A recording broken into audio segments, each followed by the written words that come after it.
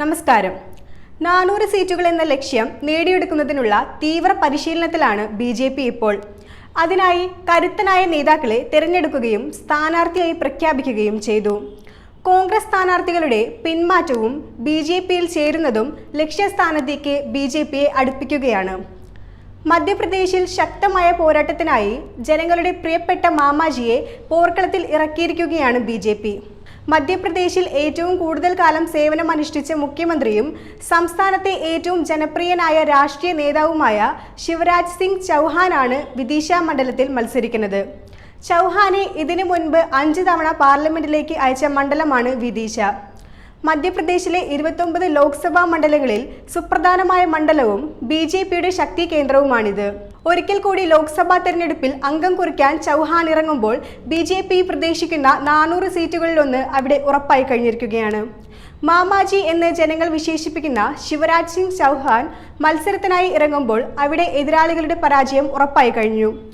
സ്ഥാനാർത്ഥിത്വം ഉറപ്പിച്ചതോടെ ഉടനെ തന്നെ വിദിശയുടെ വിവിധ നിയമസഭാ മണ്ഡലങ്ങളിൽ വോട്ട് അഭ്യർത്ഥിച്ച് ചൗഹാൻ ഇറങ്ങി.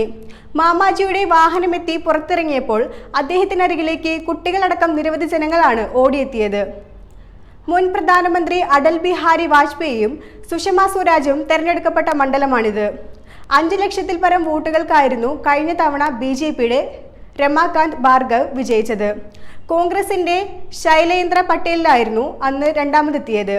2014 സുഷമ സ്വരാജ് 7 ലക്ഷത്തിൽ പരം വോട്ടുകൾ സ്വന്തമാക്കിയാണ് കോൺഗ്രസിന്റെ ലക്ഷ്മൺ സിംഗിനെ പരാജയപ്പെടുത്തിയത്.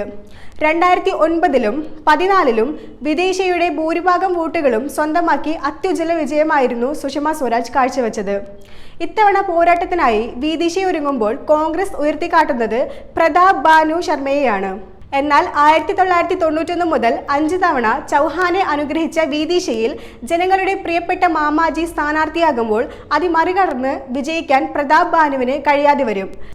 കാരണം ശിവരാജ് സിംഗ് ചൗഹാൻ അവരുടെ നടപ്പിലാക്കിയ പദ്ധതികൾ അദ്ദേഹത്തിന്റെ ജനപ്രീതി ഉയർത്താൻ സഹായിച്ചിട്ടുണ്ട്. ഇത്തവണ പടക്കളത്തിൽ എതിർ സ്ഥാനാർത്ഥിയായി ആരെ മത്സരിപ്പിച്ചാലും ചൗഹാന് അതൊരു തടസ്സമാവില്ല.